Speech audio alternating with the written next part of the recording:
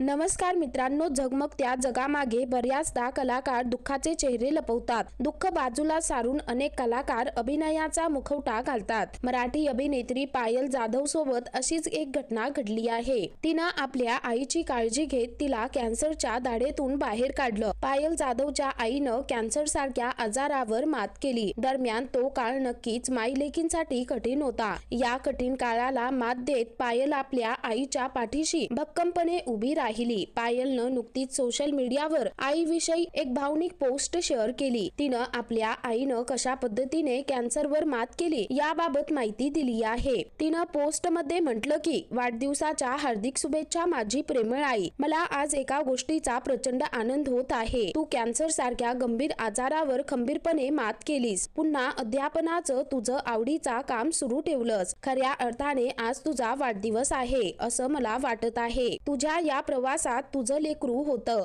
लेकरू होता आलं याचं मला समाधान आहे. आज तिच्या वाढदिवसानिमित्त मी त्या सर्वांचे आभार मानेन ज्यांनी तुला आपलेपणाची मदत केली, आपल्या फॅमिली सोबत उभे राहिले. तुझ्या हातून कायम शिक्षणाचं कार्य घडत राहो असं म्हणत पायलने आपल्या भावना व्यक्त केल्या. पायलनं पोस्ट करत आईच्या लढाईचं कौतुक केलं आहे. जे कुणी कॅन्सरशी झुंज देत आहे त्यांच्या समोर एक मोठं उदाहरण समोर ठेवलं आहे. पायलच्या आईने कॅन्सरवर यशस्वी मात केली, तसेच कामाला देखील सुरुवात केली आहे. तर मित्रांनो, या संदर्भामध्ये तुमची काय प्रतिक्रिया आहे खाली कमेंट करून नक्की कळवा.